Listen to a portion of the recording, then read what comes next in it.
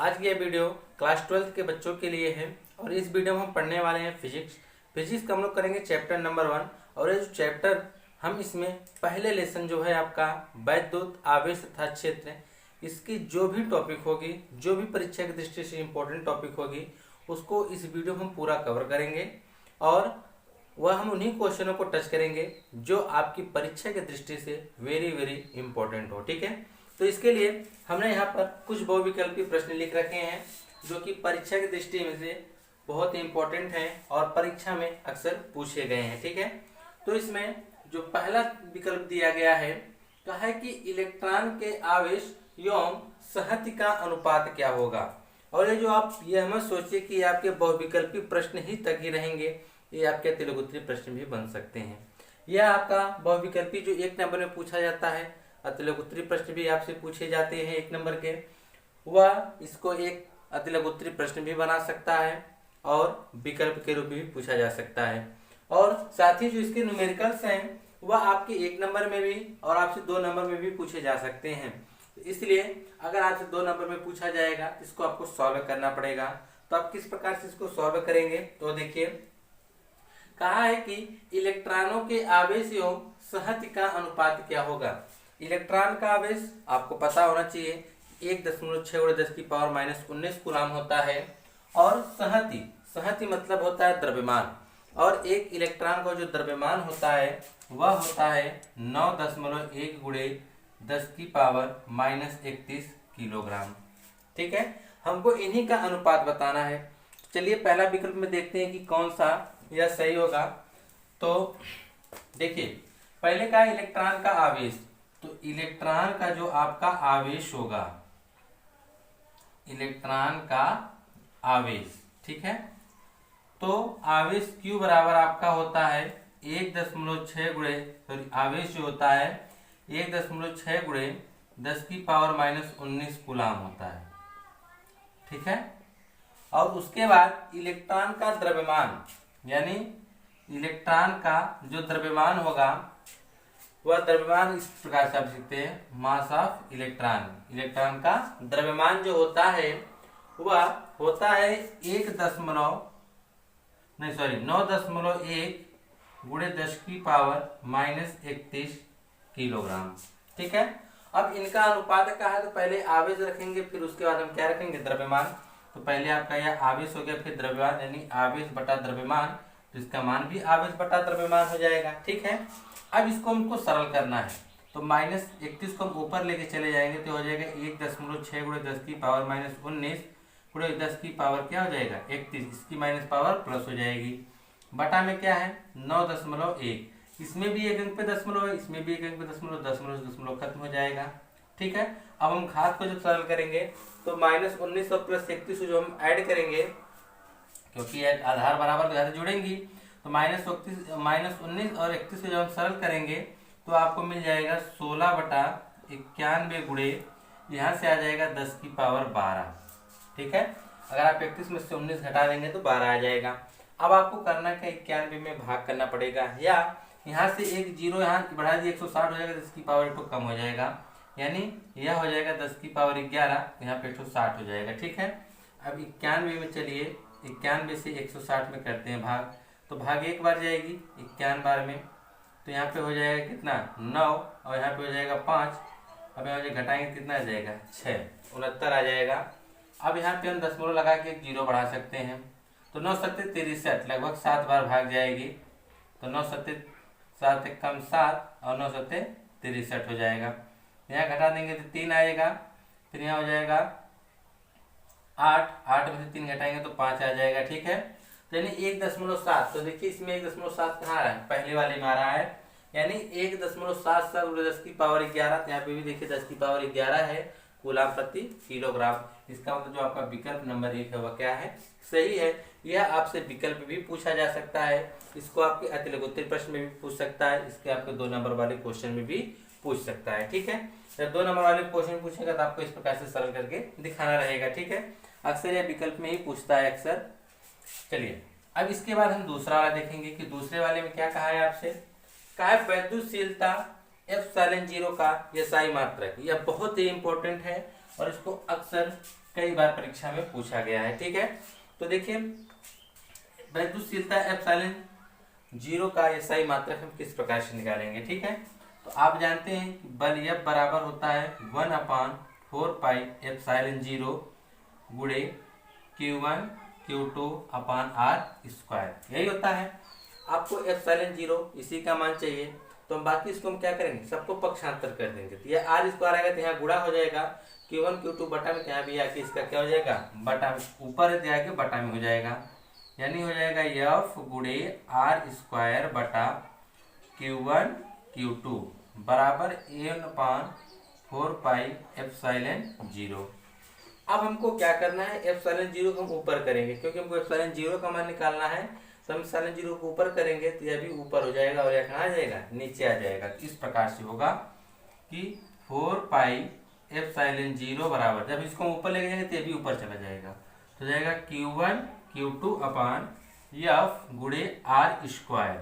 ठीक है, अब ये देखिए 4 हमको मात्रक निकालना है, 4 एक कांस्टेंट है, इसको हम हटा देंगे। ठीक है, इसका जो मात्रक बन जाएगा तो Q1 Q2 यानी दोनों आवेश हैं, इसका मात्रक क्या बनेगा, कूलाम का स्क्वायर, 2 कूलाम है ना, बटा बल है तो बल का क्या हो जाएगा, न्यूटन। R जो होता है दूरी, तो दूरी का क्या हो जाएगा, मीटर स्क्वायर। तो देखिए यहाँ पर कौन सा है, coulomb square newton metre square. ठीक है, यानी आपका पहला विकल्प जो क्या होगा, सही होगा। और दूसरा देखिए न्यूटन प्रति कूलाम, ये गलत है। तीसरा थोड़ा सा आपको कंफ्यूजन करेगा कि न्यूटन मीटर स्क्वायर प्रति कूलाम स्क्वायर होगा, तो ये कब होगा, जब आप गलती कर देंगे। यहाँ पर देख रहे हैं ना, यहाँ से अगर आप एप्सिलॉन जीरो बनाना चाहेंगे तो न्यूटन हो जाएगा, मीटर स्क्वायर हो जाएगा, प्रति कूलाम स्क्वायर होगा। लेकिन यह कब होगा, यह 1/4 एप्सिलॉन जीरो यानी 1 एप्सिलॉन जीरो का मान या मात्रक होगा। लेकिन आपको पूछा क्या, एप्सिलॉन जीरो का याद रख लीजिए, एकदम रट लीजिए इसका कि कूलाम स्क्वायर प्रति न्यूटन मीटर स्क्वायर होता है। ठीक है, यानी पहला विकल्प आपका क्या है, सही है। अब इसके बाद हम तीसरा वाला देखेंगे। तीसरा वाला भी आपसे न्यूमेरिकल्स के रूप में ही पूछा गया है और इसको भी कई बार पूछा गया है।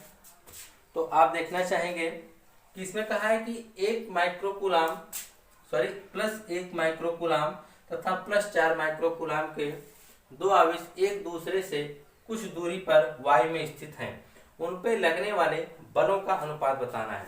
तो उन पे लगने वाले बलों का अनुपात क्या होगा, चलिए लगा देते हैं इसको भी हम। तीसरा वाला, 2 है आवेश, पहला जो है +1 माइक्रोकूलाम है, ठीक, दूसरा वाला +4 माइक्रोकूलाम आवेश है।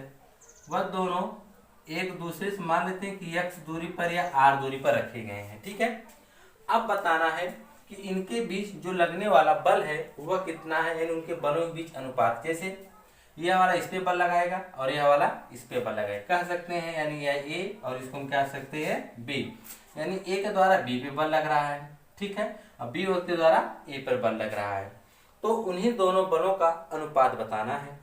तो चलिए हम निकाल देते हैं। यहाँ पर 2 आवेश हैं, यानी Q1 का मान हम मान लेते हैं 1 माइक्रोकूलाम, तो इसको हम बदलेंगे तो हो जाएगा 1 × 10⁻6 कूलाम होगा। ठीक है, 10⁻⁻6 हो जाएगा।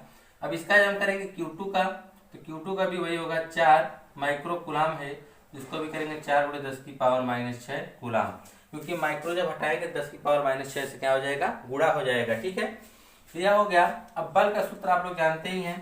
चलिए इसके द्वारा इस पे बल लगाएंगे, इसके द्वारा जिस पे बल लगेगा तो इसकी बल की दिशा इस तरह हो गई, यानी बल FAB, यानी A के द्वारा B पे बल लग रहा है। जब यह लगाएगा इस पर तो हो जाएगा बल BA, यानी B के द्वारा A पे लगने वाला बल है, यानी B से A की तरफ लग रहा है। तो पहले हम बल FAB निकालते हैं। जब बल FAB निकालेंगे, यानी A के द्वारा B पे जो बल लग रहा है, इसके द्वारा इस पे बल लगेगा, तो क्या होगा, 1/4 एप्सिलॉन जीरो गुणे Q1 Q2 अपान R स्क्वायर, यही होता है। तो हम डायरेक्ट मान रख देते हैं इसका। ठीक है, Q1 का मान 1 × 10⁻6 गुणे Q2 का मान 4 × 10⁻6 बटा में R स्क्वायर, यानी दोनों के बीच की दूरी, तो दोनों के बीच की दूरी का क्या है, R स्क्वायर हो गया। ठीक है, अब उसके बाद यह तो बल FAB निकल गया। अब हम निकालेंगे बल BA, क्योंकि B के द्वारा A पे लगने वाला, तो BA बराबर, इसका भी फार्मूला वही होगा, 4 पाई एप्सिलॉन 0 गुणे Q1 का मान वही होगा 1 गुणे 10 की पावर -6 गुणे बी के द्वारा जो बी पे है आवेश यानी 4 गुणे 10 की पावर -6 बटा r²। ये दोनों बल तो हमने निकाल दिया। अब इसका कहा है कि अनुपात बताना है, तो अनुपात बताने के लिए हमने बटा कर देंगे इसका। इसका जो इसका बटा हो जाएगा यानी F बटा AB बटे FBA। अब इसका भी हमने बटा कर दिया। तो दोनों देखिए एकदम एक सेम जैसे हैं, ठीक है। दोनों एक बार में क्या होंगे, कट जाएंगे। यानी आपका आएगा बल AB बटा बल BA का जो अनुपात आएगा वो 1/1 आएगा, जिसको हम कह सकते हैं 1:1।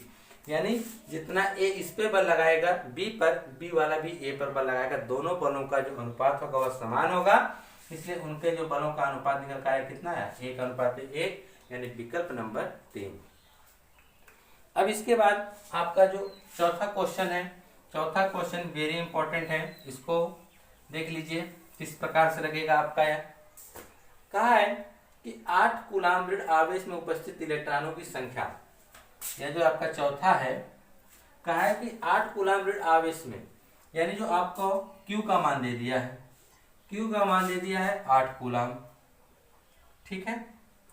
और पूछ रहा है आपसे में उपस्थित इलेक्ट्रॉनों की संख्या यानी N बताना है। और आप जानते हैं कि एक इलेक्ट्रॉन का जो द्रव्यमान, एक इलेक्ट्रॉन का आवेश होता है 1.6 गुणे 10 की पावर -19 कूलाम होता है, ठीक है। तो आपको N बताना है, तो आपको चलिए एक फार्मूला जानते होंगे, Q बराबर क्या होता है NE। Q का मान 8 है तो आप 8 रख दीजिए। यह निकालना है कि उसमें कितने इलेक्ट्रॉन होंगे 8 कूलाम में, तो यह रहने दीजिए गुणे E का मान कितना है 1.6 गुणे 10 की पावर -19, ठीक है।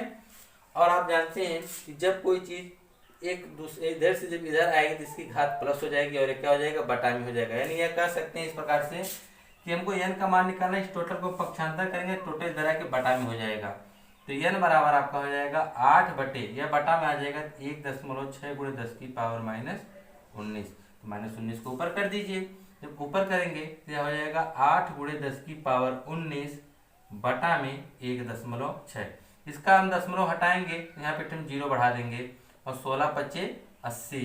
तो n का मान आएगा 5 गुणे 10 की पावर 19। तो 5 गुणे 10 की पावर 19 यानी विकल्प नंबर 1, 5 गुणे 10 की पावर 19। और एक बता दें कि उसमें यह भी पूछ सकता है कि 1 कूलाम में, तो यहाँ पर 1 रख देगा। 1 कूलाम में पूछेगा तो आपको इस प्रकार से वहाँ पे 1 कूलाम पूछे, चाहे 4 कूलाम पूछे, चाहे 5 कूलाम पूछे, कितना भी कूलाम आपसे पूछेगा आप Q का मान रख दीजिएगा, इलेक्ट्रॉन का आवेश रख कर वहां से n का मान निकाल लीजिएगा, ठीक है। या यह भी हो सकता है कि आपको n का मान दे दे, ठीक है, तो आपसे Q का भी मान पूछ सकता है। अगर आपको फार्मूले पता है तो आप कुछ भी पूछेगा आप उससे हल कर सकते हैं। अब आइए इसके बाद नेक्स्ट क्वेश्चन इसका जो है पांचवें वाले क्वेश्चन में आपसे क्या कहा है कि एक 24 ओम प्रतिरोध वाले तार को एक समबाहु त्रिभुज के रूप में मोड़ा जाता है। कोई एक तार है, मान लीजिए ये कोई तार है, ठीक है। इस तार का जो प्रतिरोध है वह 24 ओम है, ठीक। अब कह रहा है कि एक समबाहु त्रिभुज के रूप में इसको मोड़ दिया गया है। इसको मोड़ कर इस प्रकार से बना दिया गया है, देख रहे हैं। और ये जो मोड़ा गया इसको, ये तो आपका प्रतिरोध ही तो है, इसको एक समबाहु त्रिभुज का आकार दे दिया गया इस तार को मोड़कर। तो पूछ रहा है किन्हीं 2 किनारों के बीच, मान लीजिए इसमें 3 किनारे बनेंगे A, B और यहाँ पर C। यहाँ पर तो 3 किनारे हैं, लेकिन वो पूछ रहा है किन्हीं 2 किनारों के बीच प्रभावी प्रतिरोध बताना है। तो चलिए इसके बीच का हम प्रभावी प्रतिरोध बता देते हैं। तो उसके लिए देखिए आपको करना क्या पड़ेगा। एक चीज और ये आप जान लीजिए, अगर ये 24 ओम का प्रतिरोध है, जब ये समबाहु त्रिभुज, इसको तीनों बराबर भुजा में हम बना देंगे त्रिभुज के रूप में, यानी जो आपका 24 ओम का प्रतिरोध था वह 3 बराबर भागों में बट गया, यानी 8, यही ना होगा। यानी इसकी प्रत्येक भुजा जो होगी वह 8 ओम की होगी। कितनी ओम की होगी? 8 ओम की। क्यों? क्योंकि ये जो आपका प्रतिरोध था वह 24 ओम था, जो तार का प्रतिरोध था कितना था? 24 ओम था। अब उसी को ने आपने एक समबाहु त्रिभुज का आकार दिया है, तो जब समबाहु त्रिभुज यानी उसकी सभी भुजाएं बराबर होंगी तो प्रतिरोध भी तो सब पे समान होगा। यानी एक भुजा पर 8 ओम, दूसरी भुजा पर भी 8 ओम, तीसरी भुजा पर भी 8 ओम का ही प्रतिरोध होगा। अब इसके बाद देखिए क्या करना पड़ेगा आपको, फिर देखिए कि जो इसके तीनों प्रतिरोध हैं इस प्रकार जुड़े हैं बिंदु ए बी सी के इधर, ठीक है। अब कहा है कि इनके दो बिंदुओं के बीच प्रभावी प्रतिरोध निकालना है, तो उसके लिए देखिए क्या करना पड़ेगा। आप लोग देख रहे हैं कि इसका हम नाम दे देते हैं R1, इसका नाम दे देते हैं R2, इसका नाम दे देते हैं R3। तो R1 और R2 को हम देखेंगे इसके श्रेणी क्रम में जुड़े हैं। श्रेणी क्रम का मतलब इसका जो दूसरा सिरा है इस दूसरे यानी जो पहले प्रतिरोध का जो दूसरा सिरा है वह दूसरे प्रतिरोध के पहले सिरे से जुड़ा हुआ है, यही होता है ना। यानी ये दोनों किस क्रम में जुड़े हैं, श्रेणी क्रम में। लिखेंगे R1 व R2 श्रेणी क्रम में है। किस क्रम में है, श्रेणी क्रम में है। इनका जो तुल्य प्रतिरोध आएगा हम मान लेते हैं कि R डैश आएगा, तो R डैश बराबर क्या हो जाएगा, R1 प्लस R2।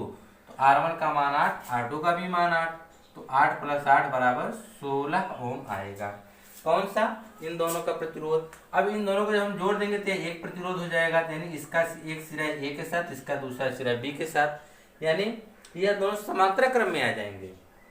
इनका जो तुल्य प्रतिरोध R डैश आएगा वह R डैश R3 की अपेक्षा अगर हम देखेंगे तो समांतर क्रम में आ जाएगा। कैसे, कि इन दोनों को जोड़ के जब एक बना देंगे, मान लीजिए वह इस प्रकार से आएगा, यह तो R डैश आ गया ना, इसका एक सिरा इसका भी एक सिरा एक साथ है, दोनों एक बिंदु के साथ, इसका दोनों सिरा दूसरे बिंदु के साथ है, तो यह किस क्रम में आ गए, समांतर क्रम में। तो हम लिखेंगे R डैश व R3, R डैश व R3 किस क्रम में है, समांतर क्रम में है। किस क्रम में है, समांतर क्रम में है। इनका जो तुल्य प्रतिरोध हम मान लेते हैं कि वह R आएगा, यानी 1/R डैश प्लस 1/R3।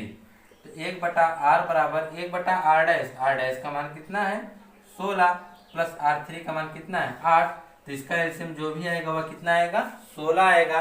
तो 16 एकम 16 और 1 का 1 में गुणा करेंगे तो 1 आएगा, और 8 से 16 में भाग करेंगे 2 बार, 2 का 1 में गुणा करेंगे तो 2 आएगा, 2 1 3/16 आ जाएगा। यानी आप कह सकते हैं कि 1/R बराबर 1/16 गया। अब तिर्यक गुणा 3/16 आ गया, ठीक है। अब R को ऊपर लेके जाएंगे, यह भी ऊपर चला जाएगा, यानी 16 बटा क्या हो जाएगा 3।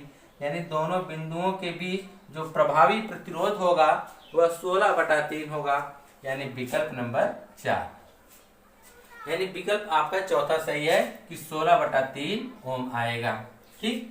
अब इसके बाद जो छठवां सातवां आठवां है यह बहुत ही इंपॉर्टेंट है।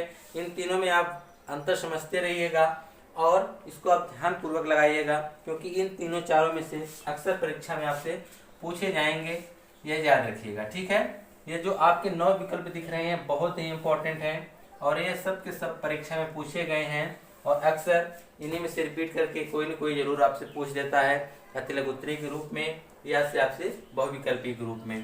कहा है कि वैद्युत क्षेत्र की तीव्रता का मात्रक है, वैद्युत क्षेत्र की तीव्रता का मात्रक है। तो वैद्युत क्षेत्र की तीव्रता E बराबर आपको पता होना चाहिए F/Q0 होता है। तो F हो गया न्यूटन, Q0 हो गया कूलाम, तो न्यूटन प्रति कूलाम होना चाहिए। क्या होना चाहिए, न्यूटन प्रति कूलाम। तो देखिए इसमें कौन सा विकल्प में है जिसमें न्यूटन प्रति कूलाम दिया है, तो न्यूटन प्रति कूलाम कौन सा है, तीसरा वाला है। कौन सा है, तीसरा, यानी विकल्प नंबर 6 विकल्प नंबर 3 सही होगा। तो आप यह याद रखिएगा कि वैद्युत क्षेत्र की तीव्रता का जो मात्रक होता है न्यूटन प्रति कूलाम होता है और एक मात्रक होता है वोल्ट प्रति मीटर होता है। E बराबर जब आप लोग पढ़ेंगे आगे तो आएगा -V/Δr आता है, ठीक है। V हो गया यानी वोल्ट हो गया और R क्या हो गया, मीटर। यानी आप कह सकते हैं E बराबर भी वोल्ट प्रति मीटर होता है। यानी वैद्युत क्षेत्र की जो एक मात्रक होता है वह क्या होता है, वोल्ट प्रति मीटर होता है। तो दूसरा याद रखिएगा, ठीक है। सातवां वाला क्वेश्चन देखिए आपसे क्या पूछा है, क्या निम्न में से कौन सा विद्युत क्षेत्र का मात्रक नहीं है। याद रखिएगा, अगर आपसे विद्युत क्षेत्र का मात्रक, आप लोग गलती यही करते हैं, इस नहीं को ध्यान नहीं देते हैं, ठीक है। अब पूछ देगा कि वैद्युत क्षेत्र का मात्रक, आप फटाक से ही देखोगे सामने दिया है न्यूटन प्रति कूलाम, फटाक से मार दोगे सही हो जाएगा, ठीक है।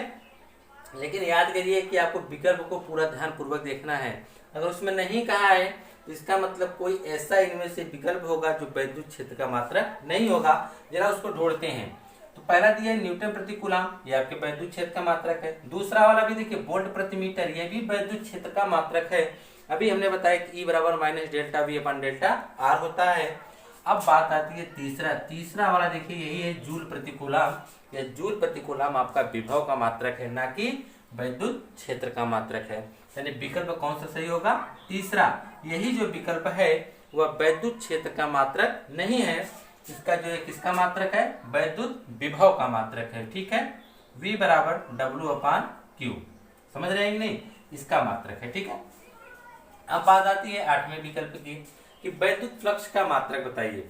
तो वैद्युत फ्लक्स का मात्रक देखिए, फाई बराबर क्या होता है? E इंटू E मान लीजिए। ठीक है, E का जो मात्रक होता है, E का आप जानते हैं कि क्या होता है? न्यूटन प्रति कूलाम होता है। क्या होता है? न्यूटन प्रति कूलाम होता है। और उसके बाद इसका मात्रक मीटर स्क्वायर होता है। ठीक है, अब इसका जो देखिए इसमें हो जाएगा न्यूटन मीटर प्रति कूलाम, कोई है क्या? ये हो जाएगा मीटर स्क्वायर। ठीक है, यानी ई का जो मात्रक होता है न्यूटन प्रति कूलाम होता है, ये न्यूटन है। ठीक है, न्यूटन प्रति कूलाम मीटर स्क्वायर हो जाएगा। तो क्या इसमें ऐसा कोई विकल्प है? जी बिल्कुल नहीं है। अगर आप लोग इसको देखना चाहेंगे तो यहाँ पे देखिए मीटर स्क्वायर है और यहाँ पे सिर्फ मीटर है, यह तो नहीं हो सकता। जल्दबाजी में इसको मत सही कर दीजिएगा आप लोग। ठीक है, लेकिन ई बराबर एक और हम जानते हैं, ई बराबर एक हमारे पास और है ना, वोल्ट प्रति मीटर। तो आप लिख सकते हैं वोल्ट प्रति मीटर। तो आपने ई का मान रख दिया, ए का मान मीटर है तो मीटर स्क्वायर हो जाएगा। यानी यहाँ से एक इसका मीटर कट जाएगा, यानी आएगा वोल्ट मीटर।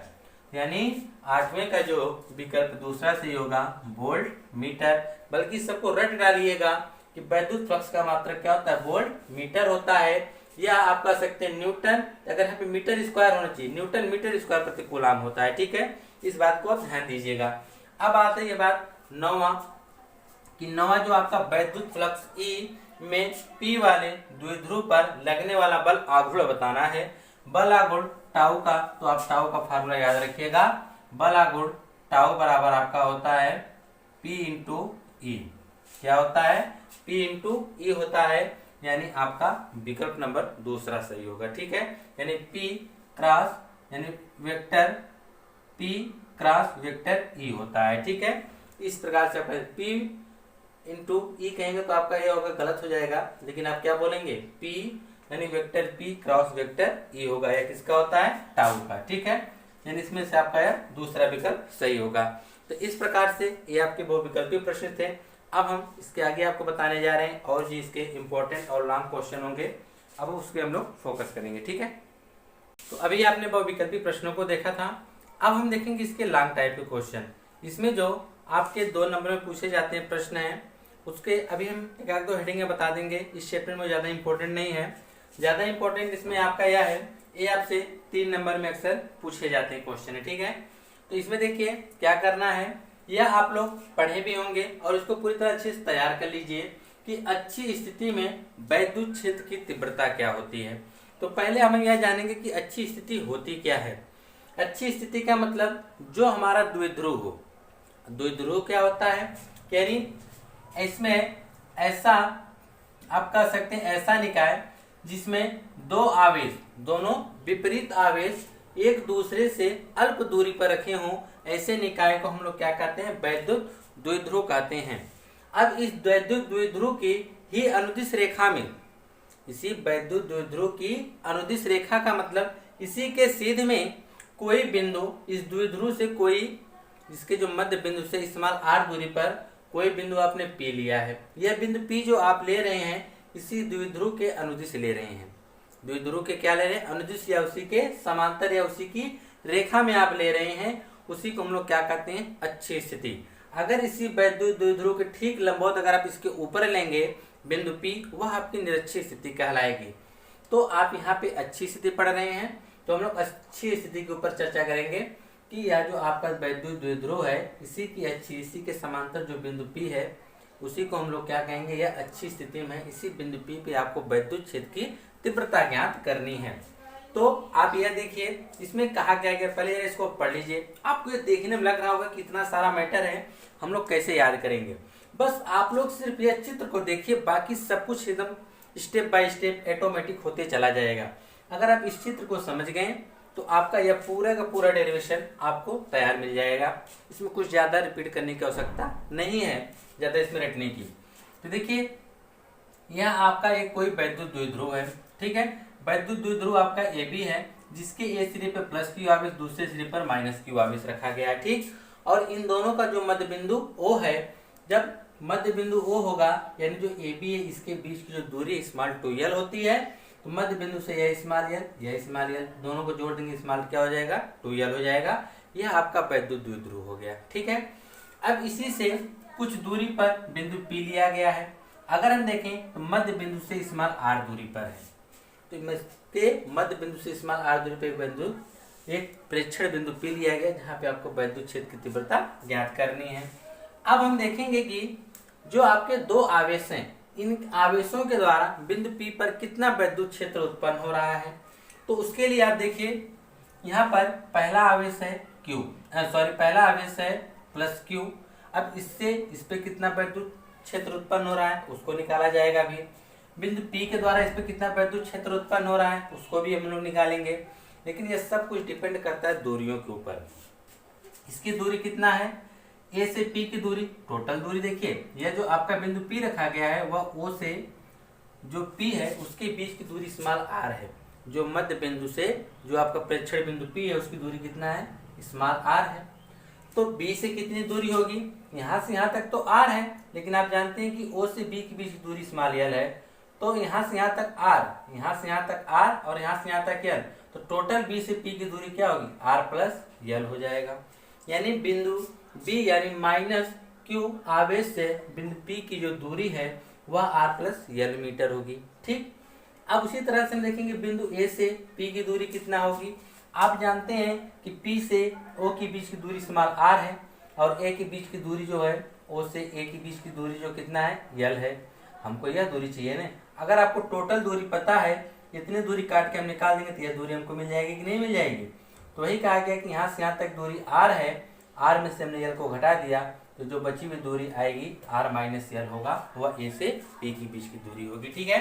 अब इसका हम डेरिवेशन किस प्रकार से करेंगे, पहले चलिए देखिए इस चित्र के बारे में इसमें लिखा गया है। क्या लिखा गया है कि माना एक वैद्युत द्विध्रुव AB जिसमें प्लस Q तथा माइनस Q आवेश एक दूसरे से 2l दूरी पर स्थित है।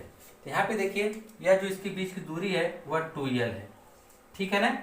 यानी एक वैद्युत द्विध्रुव है AB और इसके जो माइनस Q और प्लस Q आवेश हैं वह एक दूसरे से माइनस 2l दूरी पर स्थित हैं, और यह जिसका ऐसे माध्यम में रखा जिसका परावैद्युतांक क्या है, K है। द्विध्रुव की अक्ष पर द्विध्रुव के मध्य बिंदु O से स्मॉल r दूरी पर स्थित बिंदु प्रेक्षण P है, जिस पर वैद्युत क्षेत्र की तीव्रता ज्ञात करनी है। देखिए यहाँ तक का मैटर आपका देखिए यहीं से क्लियर हो जा रहा है कि एक वैद्युत द्विध्रुव AB है जिसमें दो आवेश हैं माइनस Q तथा प्लस Q आवेश एक दूसरे से 2l दूरी पर स्थित हैं, और यह K परावैद्युतांक माध्यम में रखा गया है। और इस वैद्युत द्विध्रुव के मध्य बिंदु O से स्मॉल r दूरी पर एक बिंदु P है, प्रेक्षण बिंदु P है, जहां पे हमको वैद्युत क्षेत्र की तीव्रता ज्ञात करनी है। इतना तो आपका कंप्लीट हो गया। अब उसके बाद देखिए कि इस पे और इसके बाद जो यह चीज लिखा गया वो कैसे है कि माना कि वैद्युत द्विध्रुव के प्लस Q आवेश यानी वह माइनस Q आवेश के कारण बिंदु P पर उत्पन्न वैद्युत क्षेत्र की तीव्रताएं क्रमशः E1 व E2 है। कहने का मतलब क्या है, प्लस Q के द्वारा जो उस पर वैद्युत क्षेत्र की तीव्रता उत्पन्न हो रही वह E1 है, और माइनस Q के द्वारा जो उत्पन्न वैद्युत क्षेत्र की तीव्रता है वह E2 है। कैसे, देखिए यहाँ पे क्या होता है कि हम मान लीजिए हमारा परीक्षण आवेश हम लोग लेते हैं Q0। जो हमारा परीक्षण आवेश होता है वह क्या होता है, Q0 होता है। अब देखिए क्या होगा कि इसकी जो वैद्युत क्षेत्र एक सदिश राशि जिसकी दिशा भी होगी, जिसकी दिशा किस प्रकार से होती है, अगर यह जो होता है प्लस होता है, क्या होता है, प्लस होता है। अब यह क्या करेंगे, यह जो B प्लस होता है यह भी प्लस होता है। जो आपका प्रेक्षण है, अगर हम देखेंगे प्लस Q आवेश के द्वारा बिंदु P पर कितना वैद्युत क्षेत्र उत्पन्न हो रहा है, तो दोनों प्लस प्लस होने के कारण इसमें प्रतिकर्षण होगा। क्या होगा, प्रतिकर्षण होगा। ये चाहेगा कि यह इससे दूर हट जाए, प्लस Q आवेश चाहेगा ये जो प्रेक्षण आवेश Q इससे क्या हो जाए, दूर हट जाए, यानी प्रेक्षण लग रहा है तो इसकी जो दिशा होगी वह ए से पी की तरफ होगी। देखिए वही कहा गया है, इसकी जो दिशा होगी ए से पी की तरफ, यानी इधर लगेगा जो वैद्युत क्षेत्र तीव्रता होगी वह E1 होगी। और दूसरी कंडीशन में यह जो माइनस क्यू आवेश यानी जो माइनस क्यू आवेश और यह प्लस क्यू आवेश है, इन दोनों में प्रतिकर्षण होगा, क्योंकि यह विपरीत आवेश दोनों हैं। यह माइनस क्यू आवेश चाहेगा कि ये हमारी तरफ क्या हो, आकर्षित हो, यानी वैद्युत क्षेत्र की जो तीव्रता होगी इस दिशा में क्या लगेगा, E2 लगेगी। यानी E2 की दिशा जो है P से B की ओर है और E1 की दिशा A से P की ओर है। वही बताया गया है कि माना कि वैद्युत द्विध्रुव के जो आवेश हैं प्लस क्यू आवेश और माइनस क्यू आवेश के कारण बिंदु P पर उत्पन्न वैद्युत क्षेत्र की तीव्रता E1, तो E1 की दिशा आपने बताई, देखिए ये E1 है। E1 क्या कर रहा है, दोनों प्लस प्लस होने के कारण प्रतिकर्षण हो रहा है कि यह प्लस ये जो यहाँ प्लस क्यू आवेश है इसको चाह रहे कि अपने से दूर कर दें, यानी इसलिए इसकी दिशा जो होगी E1 इस तरफ होगी। और यह माइनस क्यू आवेश चाह रहा है कि यह प्लस क्यू आवेश को प्लस क्यू जीरो आवेश को अपनी तरफ क्या कर लें, आकर्षित कर लें, इसलिए P से एक B की ओर क्या होगी, वैद्युत क्षेत्र E2 की दिशा होगी। ठीक है, प्लस क्यू आवेश से बिंदु P की दूरी हमने आपको पहले ही बता दिया कि प्लस क्यू आवेश से जो आपका बिंदु P की जो दूरी है वह इस r माइनस यल है, तथा माइनस क्यू आवेश से बिंदु P की दूरी r प्लस यल है। यानी यहाँ तक का जो मैटर था आपका पूरा फिनिश सिर्फ इस चित्र के बारे में ही बताया गया है, बाकी कहीं से कुछ भी अलग नहीं कहा गया है। क्या कहा गया था, पूरा एक बार फिर से क्लियर समझ लीजिए कि एक वैद्युत द्विध्रुव AB है। अब इनके दोनों आवेश प्लस क्यू और माइनस क्यू आवेश हैं जो एक दूसरे से स्मॉल 2l दूरी पर रखे गए हैं। ठीक है, और इसके मध्य बिंदु O से स्मॉल r दूरी पर एक कोई प्रेक्षण बिंदु P है जहां पे आपको वैद्युत क्षेत्र की तीव्रता ज्ञात करनी है। अब फिर उसके बाद बताया जा रहा है कि इसमें जो दो आवेश हैं प्लस क्यू और माइनस क्यू जो आपके आवेश हैं, इनके द्वारा दो वैद्युत क्षेत्र की तीव्रताएं उत्पन्न हो रही हैं। क्या कि प्लस क्यू आवेश के द्वारा वैद्युत क्षेत्र की तीव्रता E1 उत्पन्न हो रहा है और जिसकी दिशा की हम बात करें A से P की ओर है, और दूसरा माइनस क्यू आवेश के द्वारा जो बिंदु P पर वैद्युत क्षेत्र की तीव्रता उत्पन्न हो रही है वह E2 है। और क्यों, क्योंकि यह माइनस है और यह प्लस इसको क्या कर रहा है, आकर्षित कर रहा है, तो इसकी दिशा P से B की ओर होगी। और रह गई बात दूरी की, तो P से यानी प्लस क्यू से इस बिंदु P के बीच की दूरी जो आपका r माइनस यल है, और माइनस क्यू आवेश से बिंदु P की जो बीच की दूरी वह r प्लस यल है। तो दोनों तीव्रताएं तो हमने निकाल ली कि दोनों जो तीव्रता की दिशा क्या होगी, कि जो प्लस क्यू के द्वारा होगी वह A से P की ओर होगी, और जो तीव्रता E2 होगी उसकी P से B की होगी। अब ये तीव्रता कितनी कितनी होगी, अब उसको हम निकालते हैं। तो पहले देखेंगे तीव्रता E1 कितना होगा। तो तीव्रता के निकालने के लिए आप जानते हैं इसका फार्मूला क्या होता है कि 1/4πε0, और दोनों आवेशों में से कोई एक आवेश तथा उनकी बीच की दूरी का वर्ग होता है। तो अब देखिए दो आवेश में से हमने क्यू आवेश को ले लिया है। ठीक है, किसके लिए, E1 आपका जो किया है इसके द्वारा E1 लग रहा है। ठीक है, तो अब हम देखेंगे तो दो इसके लिए क्या होगा, 1/4πε0 के इतना तो कांस्टेंट है आपका, Q अपान R के बीच की बात दूरी करेंगे तो R माइनस यल है, इसकी बीच की दूरी कितना है, R माइनस यल का क्या हो जाएगा स्क्वायर, और इसकी दिशा क्या होगी A से P की ओर, A से क्या होगी P की ओर। यह वैद्युत क्षेत्र की तीव्रता E1 हो गया। अब हम बात करेंगे कि E2 कितना होगा। E2 देखिए इस दिशा में लग रहा है, तो वही होगा 1/4πε0 इंटू के, या तो आपका फार्मूला हो गया Q अपान R स्क्वायर होता है, लेकिन यहाँ पे R स्क्वायर नहीं बल्कि R यहाँ पे जो इसकी बीच की दूरी होता है वह कितना R प्लस यल है, यहाँ पे क्या हो जाएगा R प्लस यल का स्क्वायर होगा, यहाँ पे प्लस रहेगा। ठीक है, R प्लस यल का स्क्वायर हो जाएगा, और इसकी दिशा की हम बात करें वह P से B की ओर होगा। तो हमने दोनों तीव्रताएं तो निकाल लिया है कि E1 और E2। अब इसके बाद देखिए कहा गया है कि बिंदु P पर E1 व E2 एक ही रेखा की अनुदिश विपरीत दिशा में कार्यरत है।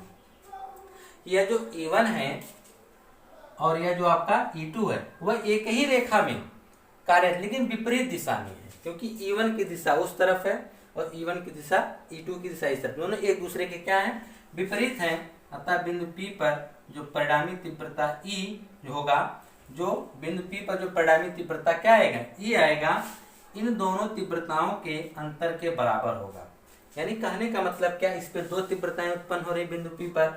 पहले तीव्रता E1 की दिशा इस तरफ है, E2 की दिशा इस तरफ है, तो बिंदु P पर कितनी तीव्रता उत्पन्न हो रही है, परिणामी तीव्रता कितनी आ रही है, वह जो इन दोनों के अंतर आएगा वही इसका परिणामी तीव्रता बिंदु P पर निकलेगा कि बिंदु P पर इतना ही तीव्रता होगा कि जो इन दोनों का अंतर होगा।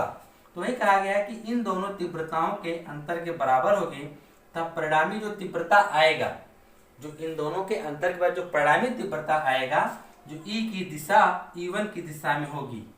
किसकी दिशा में होगी? E1 की दिशा में होगी। क्यों? क्योंकि E1 is greater than E2। E1 का मान E2 से ज्यादा है। क्यों ऐसा है? क्योंकि जो माइनस Q आवेश है, यानी बिंदु B जो है वह P से काफी दूरी है, इसकी दूरी ज्यादा है, और ज्यादा दूरी होने के कारण अब इसकी जो वैद्युत क्षेत्र की तीव्रता होगी वह कम होगी, और यह इसके पास है, यानी प्लस Q इसके पास होने के कारण इसके बीच की दूरी कम है, जिसकी वजह से E1 का मान ज्यादा होगा। तो ज्यादा में से जब हम घटाएंगे E1 तो आपको यही मिलेगा, जो इसकी परिणामी तीव्रता जो आएगी वह E1 की दिशा में होगी। किस दिशा में होगी? E1 की दिशा में होगी। परिणामी तीव्रता का मतलब कि जो इस पे अधिक लग रहा है और इस पे कम लग रहा है।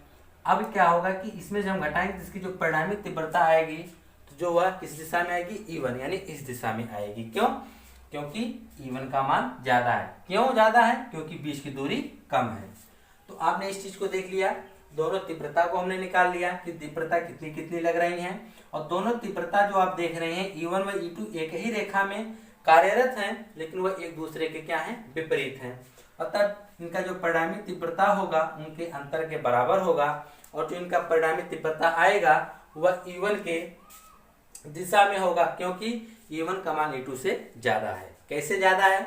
क्योंकि यह R माइनस L, आप यह जानिए बटा में अगर कोई चीज कम हो तो उसका मान ज्यादा आता है। जैसे यहाँ पर आप देखेंगे कि यहाँ पर R माइनस L है, यानी इसका मान इसकी अपेक्षा कम है, यह कम है, और जितने हम भाग करेंगे तो इसका मान E1 का मान को क्या मिलेगा? अधिक मिलेगा। ठीक है, अब हम परिणामी तीव्रता निकालेंगे। परिणामी तीव्रता E बराबर अधिक में से कम को घटा देंगे, E1 माइनस E2 कर देंगे। तो E बराबर E1 का मान क्या है? 1/4πε0 के Q/R माइनस L का स्क्वायर, यह E1 का मान हो गया। माइनस E2, तो E2 का मान यही है 1/4πε0 कोष्टक में Q/R प्लस L का होल स्क्वायर। ठीक है, अब इसमें हम देख रहे हैं कि जो चीजें हमको कॉमन हो उसको हम कॉमन निकाल लेंगे, तब जाके इसको आगे हम हल करेंगे। तो यहाँ पे Q 4πε0, यहाँ पर भी Q 4πε0 इंटू K, यह कॉमन था, हमने इस चीज को कॉमन निकाल लिया। तो बच क्या गया?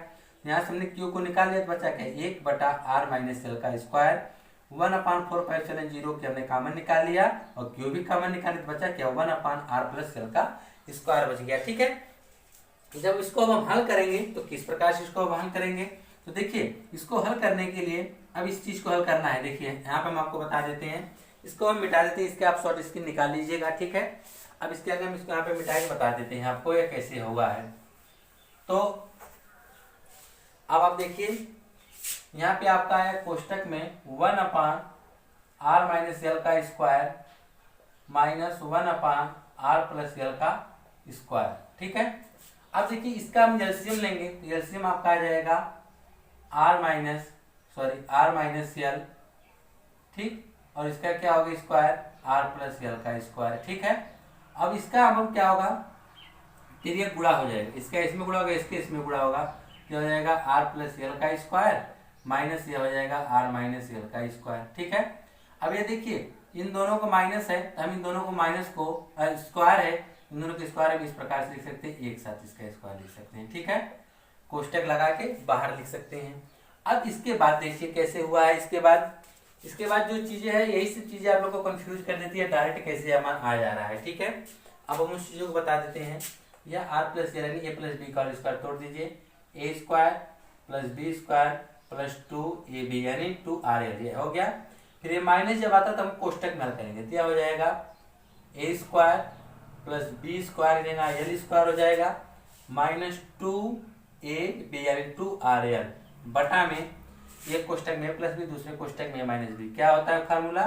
A square minus B square यानी R square minus L square, इसका क्या है? स्क्वायर है। ठीक है, इन दोनों का जो हम हल करेंगे तो क्या आएगा? एक कोष्टक में माइनस, दूसरे कोष्टक में प्लस बी यानी A square minus B square आएगा। ठीक है, अब देखिए इसके बाद क्या लगाया गया है।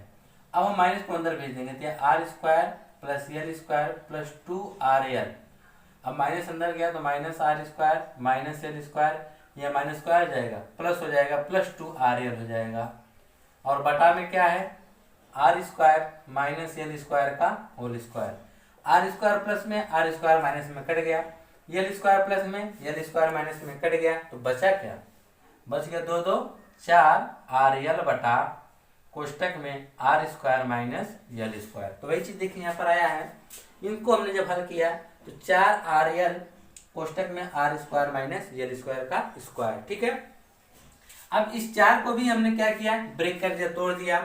अब क्यों तोड़ा, क्योंकि हम जानते हैं अगर 2QL बराबर होता है आपका P, तो हमने इस 4 को क्या कहते हैं 2 गुणे 2 लिख दिया, Q को अंदर लेके चले गए, QL को एक साथ कहते हैं गुणे R बटा में 4πε0 के कोष्टक में R square minus L square का स्क्वायर हो गया। ठीक है, अब इसके बाद देखिए आप लोग 2QL यानी वैद्युत द्विध्रुव आघूर्ण P बराबर क्या होता है 2QL होता है, यानी इसके जगह हम क्या रख सकते हैं P रख सकते हैं। ठीक है, ये P के बराबर है, तो E बराबर आपका हो गया 2PR बटा 4πε0 के कोष्टक में R square minus L square. अभी इतना हल नहीं हुआ, अभी हमको और भी हल करना है, तो चलिए देखिए यहाँ पर हम इसको अब बता देते हैं। ठीक है, तो इसके बाद अब देखिए यहाँ तक E बराबर 2PR बटा 4πε0 के कोष्टक में आर स्क्वायर माइनस एल का स्क्वायर हो गया। ठीक है, इसका होल स्क्वायर। अब देखिए क्या यदि द्विध्रुव की लंबाई के सापेक्ष बिंदु P की मध्य बिंदु O से स्मॉल r दूरी अधिक है, कहने का मतलब क्या है कि यह जो स्मॉल r है, स्मॉल r की अपेक्षा इसका जो यह बिंदु क्या कहते हैं बिंदु क्या कहे कि वैद्युत द्विध्रुव की लंबाई के सापेक्ष प्रेक्षण बिंदु P के मध्य बिंदु O से स्मॉल r क्या है अधिक है, तो r की तुलना में एल स्क्वायर का मान क्या होगा उपेक्षणीय होगा। कहने का मतलब क्या है कि r की अपेक्षा एल क्या है बहुत ही छोटा है, यानी आप कह सकते हैं कि r का मान जो है एल से क्या है बड़ा है। और दूसरी चीज अगर यह एल स्क्वायर है इसका मान और भी छोटा आएगा, जैसे कि अगर हम 0.2 का स्क्वायर करते हैं तो इसका जो मान आएगा 0.04, यानी अगर किसी छोटे चीज का किसी छोटे मान का अगर हम वर्ग करते हैं उसका मान और भी छोटा आता है। तो इसकी अपेक्षा कि r की अपेक्षा एल का मान बहुत ही क्या है छोटा है, तो इसीलिए हम लोग एल स्क्वायर का मान क्या करेंगे छोड़ देंगे। तो कहा गया कि r की तुलना में एल स्क्वायर का मान क्या होगा उपेक्षणीय होगा, तो यानी जो r का मान है उसको हम क्या करेंगे छोड़ देंगे। तो आप यहाँ पे लिख सकते हैं कि r का जो मान है वह एल से बहुत ही बड़ा है, तो हम क्या करते हैं एल स्क्वायर का मान बहुत ही क्या होगा छोटा होगा, और भी छोटा होगा इससे। ठीक है, तो इसको हम लोग क्या मान लेंगे नगण्य मान लेंगे। नगण्य मानने का मतलब एल स्क्वायर का मान हम छोड़ देंगे, जब स्क्वायर का मान हम छोड़ देंगे तो यह r की पावर 2 या इसकी पावर 2 कितनी पावर हो जाएगी 4 पावर, तो r से r क्या होगा कट जाएगा, तो e बराबर क्या होगा 1/4πε0 के गुणे तो यह हो जाएगा 1 कट गया तो होगा 2p बटा r क्यूब हो गया। तो अगर कहा गया कि वैद्युत द्विध्रुव को निर्वात में रख दिया जाए, जब निर्वात में रख देंगे तो k बराबर क्या आ जाएगा 1, तो e बराबर आएगा 1/4πε0 और कोष्टक में 2p बटा r क्यूब। यह जो आपका वैद्युत क्षेत्र की तीव्रता का फार्मूला हो गया कि वैद्युत द्विध्रुव से अगर इसके मध्य बिंदु से कोई स्मॉल r दूरी पर बिंदु P है या कोई बिंदु P है तो वहाँ पे जो वैद्युत क्षेत्र की तीव्रता उत्पन्न होगा 1/4πε0 कोष्टक में 2p बटा r क्यूब। ठीक है, इतना होगा, इसके मात्रा होगा न्यूटन प्रति कूलम। ठीक है, यह तो था आपका वैद्युत द्विध्रुव की अच्छी स्थिति। अब हम इसके बाद देखेंगे निरक्षीय स्थिति। ठीक है, अभी आपने देखा कि वैद्युत द्विध्रुव के कारण जो उसकी अच्छी स्थिति में वैद्युत क्षेत्र की तीव्रता। ठीक है, अब उसके बाद जो इम्पोर्टेंट टॉपिक आती है वह है गॉस की प्रमेय। यह जो गॉस की प्रमेय है यह परीक्षा में अक्सर कई बार पूछा गया है। कई बार पूछने का मतलब यह है कि यह परीक्षा में लगभग हर साल पूछा जाता है। ऐसी होगा किसी साल ना पूछा गया हो, नहीं तो कंटिन्यू आपसे पूछा जाता है कि गॉस की प्रमेय क्या होती है। ठीक है, तो गॉस की जो प्रमेय होती है यह जानिए कि यह जो गॉस की प्रमेय होती है वह वैद्युत फ्लक्स यानी फाई ई और उसके आवेश के बीच संबंध को स्थापित करती है। याद रखिएगा इसको, वैद्युत फ्लक्स फाई ई और आवेश जो बंद पृष्ठ का जो क्या होगा आवेश होगा उसके बीच संबंध को स्थापित करती है। अब आप सोच रहे हो कि वैद्युत फ्लक्स क्या होता है। वैद्युत फ्लक्स वह होता है कि अगर किसी बंद पृष्ठ से ठीक है, किसी आवेश से मान लीजिए जो गुजरने वाली वैद्युत बल रेखाएं होंगी, क्या होंगी, वैद्युत बल रेखाएं होंगी, जितना उस पृष्ठ से होकर गुजर जाएंगी उन्हीं बल रेखाओं की संख्या को वैद्युत फ्लक्स कहते हैं। क्या कहते हैं, वैद्युत फ्लक्स कहते हैं। यानी किसी पृष्ठ से गुजरने वाली वैद्युत बल रेखाओं की संख्या को हम लोग क्या कहते हैं, वैद्युत फ्लक्स कहते हैं। तो वही चीज इसमें दर्शाया गया है और बताया गया है कि गॉस की प्रमेय में। तो गॉस ने बताया था कि गॉस की जो प्रमेय है, वैद्युत क्षेत्र के कारण किसी बंद पृष्ठ से, किसी बंद पृष्ठ का मतलब कि हम ऐसे पृष्ठ की कल्पना करेंगे जो पूरी तरह से क्या हो, बंद हो। इसे एग्जाम्पल के रूप में आप फुटबॉल ले सकते हैं, वह पूरी तरह से क्या है, एक आपका बंद पृष्ठ है। तो कहा है कि बंद पृष्ठ से निर्गत मीन्स निकलने वाला वैद्युत फ्लक्स तथा उस पृष्ठ से परिबद्ध कुल आवेश के बीच संबंध को स्थापित करता है।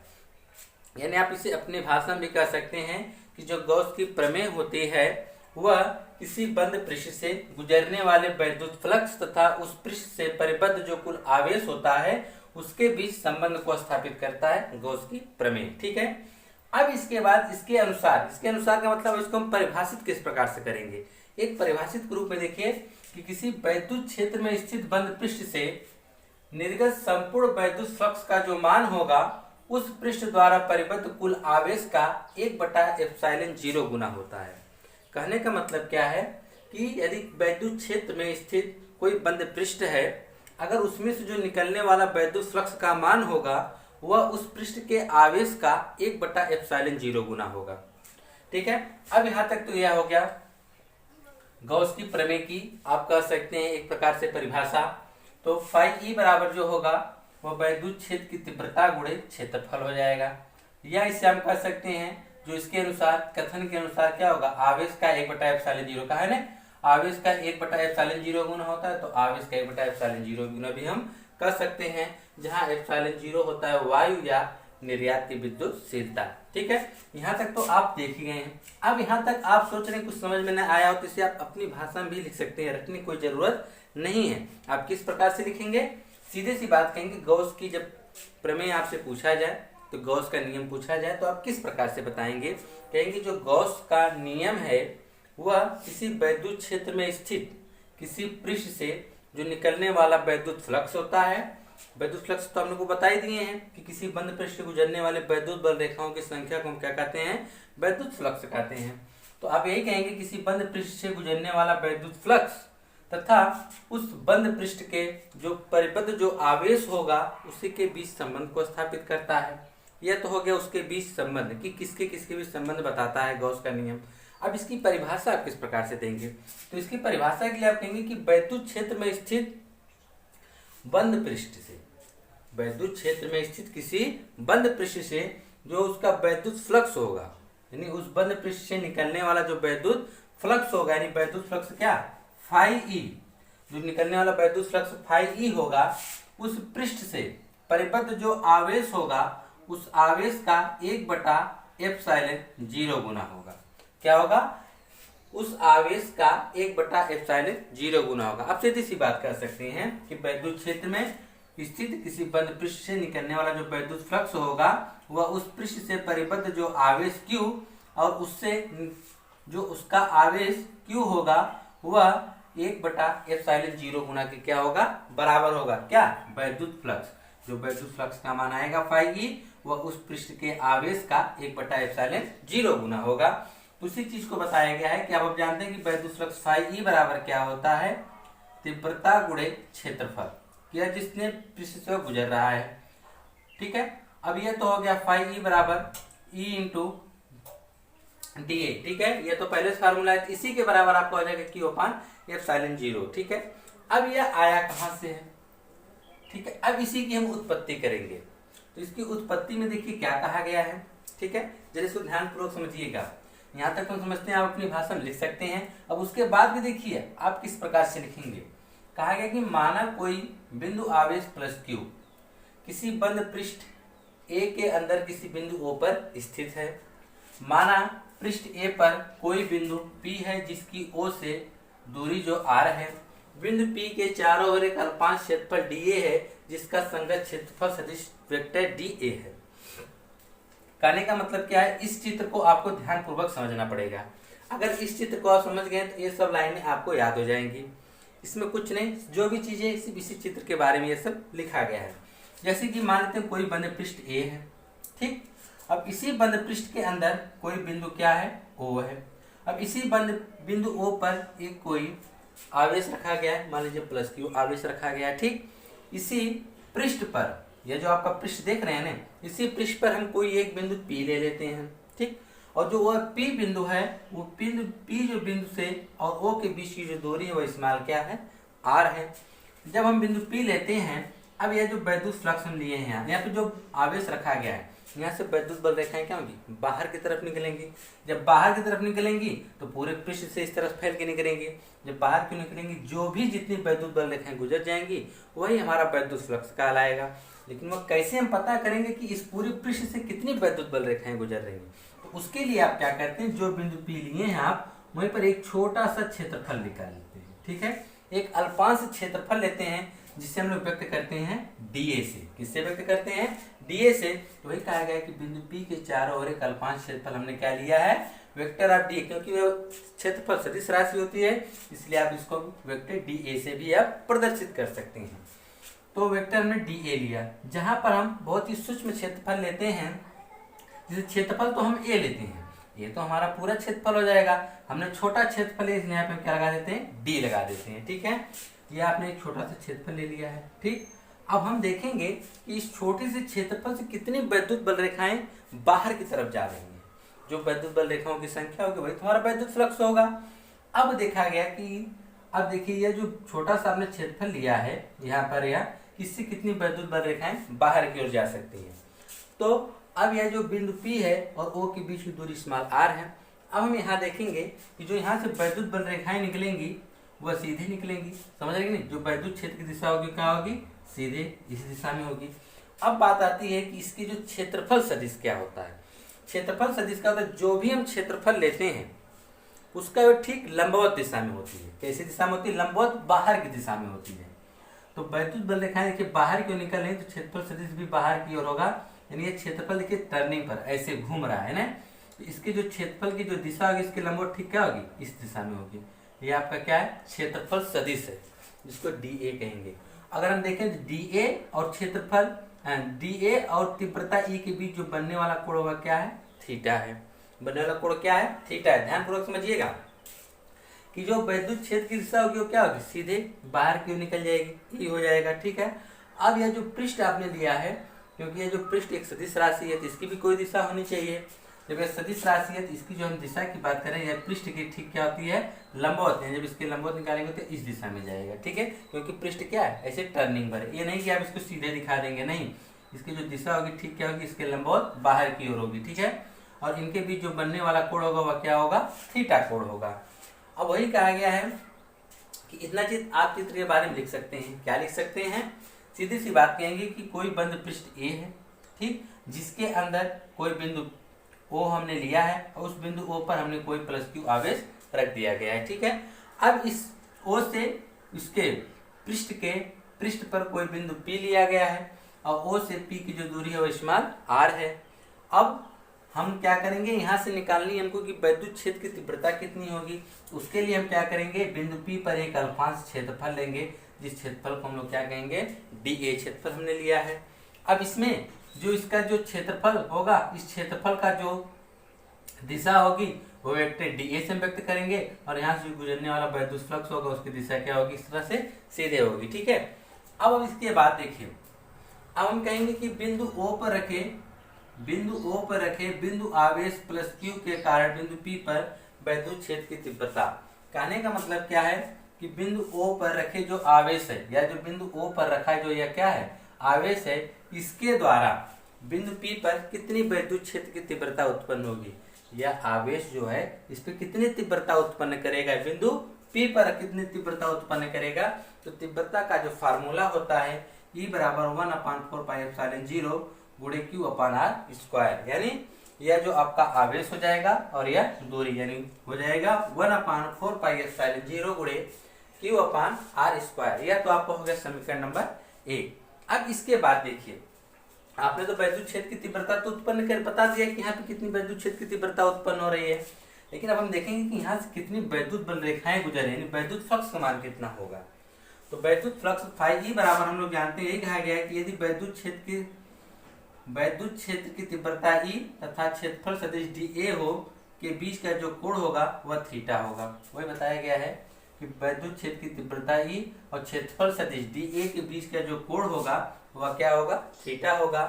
तो जब थीटा होगा तो यहाँ से गुजरने में वैद्युत फ्लक्स कितना होगा, तो वैद्युत फ्लक्स फाई ई बराबर ई इंटू डी ए, यानी vector E into vector D A हो जाएगा। ठीक है, अब इन दोनों का जब हम अदिश गुणन करते हैं तो हमको क्या मिलता है, डी ए कॉस थीटा। याद रखिएगा कि जब दो वेक्टर का हम अदिश गुणन करते हैं तो उसका क्या मिलता है, E into D A cos theta मिलता है। ठीक है, अगर क्रॉस होता तो हमको क्या मिलता, साइन थीटा मिलता है। ये चीजें आप लोग 11th में पढ़ चुके हैं। तो आपको यहाँ से देखेंगे कि E vector E into dot vector D A का जब हमने इसका किया तो आपको क्या मिला, डी ए कॉस थीटा मिल गया। समझ रहे हैं कि नहीं। अब हम क्या करेंगे, ई का जो मान उठा के ला के इसी में हम रख देंगे, क्योंकि हमको तो वैद्युत फ्लक्स निकालना है, फाई निकालना है ना। जब हमको तीव्रता पता था, हम तीव्रता इसी में क्या करेंगे, रख देंगे। तो समीकरण 1 से ई का मान रखने पर तो डी फाई ई बराबर 1/4πε0 गुणे Q/r², यह ई का मान था। और देखिए यहाँ पर ये बचा हुआ डी ए कॉस थीटा, इसको मैं समीकरण नंबर 2 बना दिया। हमको यह पता चल गया कि इस पृष्ठ से जो गुजरने वाला, ये छोटा सा आपने पृष्ठ ले रखा है ना डी ए, यहाँ से गुजरने वाला जो वैद्युत फ्लक्स होगा 1/4πε0 गुणे Q/r² गुणे डी ए कॉस थीटा के बराबर होगा।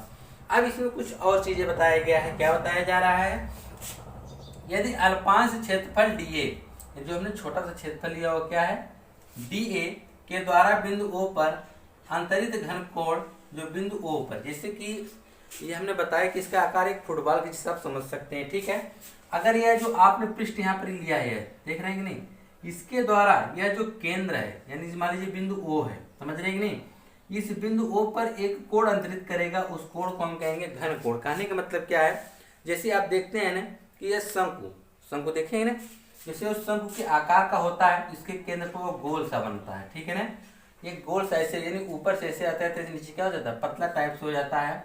यहाँ पर अगर इस प्रकार से इसको हम यहाँ पर बढ़ाएं तो यहाँ पर एक घन कोण बनेगा, जिसको हम क्या कहेंगे, डी ओमेगा के नाम से जानेंगे। किसके नाम से जानेंगे, ओमेगा के नाम से जानेंगे। तो उसी वही डी ओमेगा बराबर क्या होता है, D A cos theta upon r² बराबर क्या होता है, डी ओमेगा होता है। डी ओमेगा क्या है, जो आपका घन कोण है, किसके द्वारा, इस पृष्ठ के द्वारा, जो अपने अल्पांश क्षेत्रफल लिया इसके द्वारा जो केंद्र पर यानी जो बिंदु ओ पर जो घन कोण अंतरित हो रहा है वह कितना, डी ओमेगा बराबर D A cos theta upon r² होता है। बस यही डी ओमेगा का जो मान है हम समीकरण 2 में क्या करेंगे, रख देंगे। तो समीकरण 2 से क्या है, डी फाई ई बराबर आपका हो जाएगा क्यू अपान, देखिए क्यू का एक गुणा कर देंगे, क्यू अपान 4πε0। अब देखिए आर के डी ए कॉस थीटा और r/r² बराबर हम क्या रख सकते हैं, डी ओमेगा रख सकते हैं। ठीक, हमने इसके बराबर क्या रख दिया, डी ओमेगा। यानी आपको यह पता चला कि यहाँ से जो वैद्युत फ्लक्स निकल रहा है, जो ये छोटा सा पृष्ठ है, या आप यह भी कर सकते हैं या यह भी कर सकते हैं, ये दोनों मान एक दूसरे के क्या है, इक्वल है। तो डी फाई ई बराबर क्यू अपान 4πε0 गुणे डी इंटू ओमेगा हो गया। ठीक है, अब यह तो बात चलेगी यहाँ तक की पता। अब हम क्या करेंगे, पूरे पृष्ठ से निकालेंगे। क्या निकालेंगे, पूरे पृष्ठ से, यानी यह जो बिंदु आवेश रखा गया यहाँ से पूरे पृष्ठ से कितनी वैद्युत बल रेखाएं गुजर रही हैं। जो वैद्युत बल रेखाओं की संख्या होगी वही हमारा क्या कहलाएगा, वैद्युत फ्लक्स कहलाएगा। तो ये कहा गया कि संपूर्ण ए से बाहर की ओर निकलने वाला वैद्युत फ्लक्स। अब तब तक हमने छोटा सा क्षेत्रफल लेके देखा, लेकिन हम पूरे संपूर्ण पृष्ठ से जब देखेंगे तो संपूर्ण पृष्ठ से निकलने वाला जो वैद्युत फ्लक्स होगा, तो उसके लिए हम क्या करेंगे, दोनों पक्षों का समाकलन कर देंगे। इधर का भी समाकलन आप हो गया, डी फाई ई बराबर समाकलन क्यू अपान 4πε0 गुणे डी ओमेगा हो गया। ठीक है, इसका जब हम समाकलन करेंगे तो क्या हो जाएगा, डी हट जाएगा, यानी क्या आ जाएगा, फाई ई। यानी अब जो निकल कर आएगा वह संपूर्ण फ्लक्स निकल कर आएगा। समझ रहे हैं कि नहीं, जो हमको निकल कर मान आएगा वो क्या आएगा, संपूर्ण फ्लक्स, यानी पूरे पृष्ठ से गुजरने वाला वैद्युत फ्लक्स का मान आएगा। क्यू अपान 4πε0 यह कांस्टेंट होता है, क्या हो जाएगा, बाहर आ जाएगा। फिर समाकलन किसका होगा, डी ओमेगा का। अब ये डी ओमेगा क्या है, अब इस पूरे पृष्ठ से जो इस छोटे से पृष्ठ के द्वारा बिंदु ओ पर अंतरित घन कोण था, अब हम जब पूरे का समाकलन के पूरे पृष्ठ द्वारा इस पर कितना अंतरित कोण होगा, तो वही क्या गया, परंतु डी ओमेगा जो है संपूर्ण पृष्ठ के क्षेत्रफल a तथा बिंदु O पर अंतरित घन कोण है। यानी संपूर्ण पृष्ठ के क्षेत्रफल द्वारा जो इसके बिंदु O पर क्या है, अंतरित घन कोण है, और जिसका मान क्या होगा, 4 पाई होगा। कितना मान होगा, 4 पाई होगा। 4 पाई का मतलब जैसे कि आप कह सकते हैं कि पाई का जो यहाँ पे होगा, जो इसका जो मान आएगा वह कितना आएगा, 4 पाई आएगा। समझ रहे हैं ना। तो यहाँ पे याद लीजिएगा कि जब पूरे पृष्ठ के द्वारा जब बिंदु O पर जो अंतरित घन कोण होगा वह उसका मान क्या होगा, 4 पाई होगा। याद रखिएगा, ठीक है। तो डी ओमेगा बराबर आपका हो गया 4 पाई। अब यही 4 पाई उठा के हम इसी समीकरण में क्या करेंगे, रख देंगे। इसके पूरे के बराबर हम क्या रख सकते हैं, 4 पाई रख सकते हैं। तो फाई ई बराबर हो गया Q अपान 4 पाई एप्सिलॉन 0 गुणे, अब इसके बराबर हम क्या रख सकते हैं, 4 पाई। तो 4 पाई से 4 पाई क्या हो गया, कट गया। तो फाई ई बराबर आया Q अपान एप्सिलॉन 0। यही क्या होती है, गॉस की प्रमेय होती है। यही हमको सिद्ध करना था, ठीक है। तो इस प्रकार से आप इसको देख सकते हैं, और ये इतना यकीन मानिए कि ये हर साल परीक्षा में पूछा जा सकता है। हो सकता है आपकी इस बार परीक्षा में भी पूछा जाए, ठीक है। तो इसको एकदम बहुत अच्छे तरीके से तैयार करिएगा। ये बहुत ही इम्पोर्टेंट है, ठीक है, वेरी वेरी इंपॉर्टेंट क्वेश्चन है, और यह परीक्षा में श्योर ही पूछा जाता है। ऐसे होगा किसी साल ना पूछा गया हो, लेकिन हर साल ये पूछा जाता है। तो इसको आप लोग बहुत अच्छे तरीके से तैयार करेंगे। आइए हम इसका तो अभी आपने देखा कि गॉस की प्रमेय, ठीक है। अब गॉस की प्रमेय के बाद इस चैप्टर से 2 टॉपिक और इम्पोर्टेंट हैं, ठीक है। वह क्या है, पहला कि अनंत लंबाई के आवेशित तार के निकट वैद्युत क्षेत्र की तीव्रता, ठीक है। और दूसरा जो है कि अनंत विस्तार की समतल आवेशित प्लेट के कारण निकट बिंदु पर वैद्युत क्षेत्र की तीव्रता, ठीक है। यह दोनों भी इम्पोर्टेंट है, लेकिन सबसे मोस्ट इम्पोर्टेंट आपका है कि गॉस की प्रमेय, ठीक है। और यह दोनों गॉस की प्रमेय के अनुप्रयोग हैं, ठीक है। अब इन दोनों को आप अच्छी तरह से तैयार कर लीजिएगा। इसकी जो वीडियो है आपको डिस्क्रिप्शन में मिल जाएगी, या भी इस डिस्प्ले पर भी आपको शो कर देगा, ठीक है। तो उनको आप जरूर देखिएगा। अगर जो लोग डिस्क्रिप्शन नहीं जानते हैं तो हमारे जब आप वीडियो को देखेंगे तो यहाँ पर लिखा हुआ आएगा, फिर उसी बगल में छोटा से किस प्रकार से निशान दिखता है, ठीक है। अगर आप उस पर क्लिक करेंगे तो नीचे आपको लिंक दिखाई देने लगता है, ठीक है। जो यहाँ पे और दूसरी चीज आपको जो इन दोनों में डिफरेंट क्या दिखेगा कि उसमें जो हमने डेरिवेशन करवाया है इन दोनों का, उसमें आपका जो ई बराबर आता है 1/2 पाई एप्सिलॉन 0 गुणे लैम्डा अपान आर आता है, ठीक है। यह जो आपका लैम्डा है, यह जो होता है तार का रेखीय घनत्व होता है, ठीक है। और आपकी जो बुक में अगर आप देखेंगे, कुछ बुक में जैसे विद्या वगैरह प्रकाशन की बुक में आपको देखेंगे उसमें दिया है ई बराबर 1/2 पाई एप्सिलॉन 0 इंटू के गुणे क्यू अपान आर, ठीक है। डिफरेंट क्या है, यहाँ पर क्यू है और यहाँ पर लैम्डा है। क्यू क्या होता है कि क्यू प्रति एकांक लंबाई तार पर जो आवेश होता है वही तो हमारा घनत्व कहलाता है। दोनों एक दूसरे के क्या हैं, इक्वल हैं। तो आप इससे ना घबराइएगा कि इसमें लैम्डा है और इसमें क्यू आ रहा है, ठीक है। दोनों ही एक दूसरे के क्या इक्वल हैं, दोनों एक ही चीज है, ठीक है। तो वहां से आप इसको तैयार कर लीजिएगा। और साथ ही इस चैप्टर का जो इम्पोर्टेंट क्वेश्चन है उसको हमने पहले ही करवा रखा है, वो भी आपके 4 भागों में, जो न्यूमेरिकल्स आपको करवाया गया है 4 भाग में करवाया गया है, ठीक है। उन चारों की भी लिंक आपको हम इसी डिस्क्रिप्शन में दे देंगे इसी वीडियो के, या वो भी आपके इसी डिस्प्ले पर शो कर जाएगा, ठीक है। तो आप उन सब चीजों को देखकर पूरी तरह से इसको आप तैयार कर लीजिए, ठीक है। इस प्रकार से आपका ये पूरा चैप्टर पूरा कंप्लीट हो जाएगा। और हाँ, याद रखिएगा कि इन दोनों को भी आपको करना है। इस चैप्टर में ज़्यादा नहीं, सिर्फ आपको 3-4 हेडिंगें तैयार करना है, जो हमारे हिसाब से बहुत ही इम्पोर्टेंट है। पहला कि आपको अच्छी स्थिति देख लेना है, ठीक है। अगर आप अच्छी स्थिति भी देखना चाहते हो तो उसकी भी लिंक हम डिस्क्रिप्शन में दे देंगे, उसको भी आप देख लीजिएगा। लेकिन अच्छी स्थिति और गॉस की प्रमेय मोस्ट इम्पोर्टेंट है। उसके बाद इन दोनों टॉपिक को आप देख लीजिएगा, ठीक है। और छोटी मोटी जो परिभाषाएं हैं, जैसे वैद्युत फ्लक्स क्या है, वैद्युत द्विध्रुव क्या है, वैद्युत द्विध्रुव आघूर्ण क्या है, ये सब चीज़ों को आप सीरीज से देखकर तैयार कर लीजिएगा, ठीक है। और साथ ही न्यूमेरिकल्स, देखिए न्यूमेरिकल्स में हम यह नहीं बता सकते हैं कौन से इंपॉर्टेंट है, इसलिए न्यूमेरिकल्स आपको सब रिवीजन करना पड़ेगा, ठीक है। इसी के साथ इस चैप्टर को हम फिनिश करते हैं। अब आपको यह जो वीडियो की लिंक है इस डिस्क्रिप्शन में हम दे देंगे, उसको आप जरूर देख लीजिएगा। इस प्रकार से आपका पहला चैप्टर कंप्लीट होगा। अब फिर इसी तरह से हम आपकी परीक्षा की दृष्टि से जो इम्पोर्टेंट क्वेश्चन हैं लेसन 2 के, उसको भी हम बहुत ही जल्द दूसरी वीडियो में लेकर आएंगे और पूरी तरह से उसमें बताएंगे कौन कौन से आपके इंपॉर्टेंट क्वेश्चन है और कौन कौन से क्वेश्चन को आपको किस प्रकार से करना है। ठीक है, चलते मिलते हैं आपसे नेक्स्ट वीडियो में। धन्यवाद।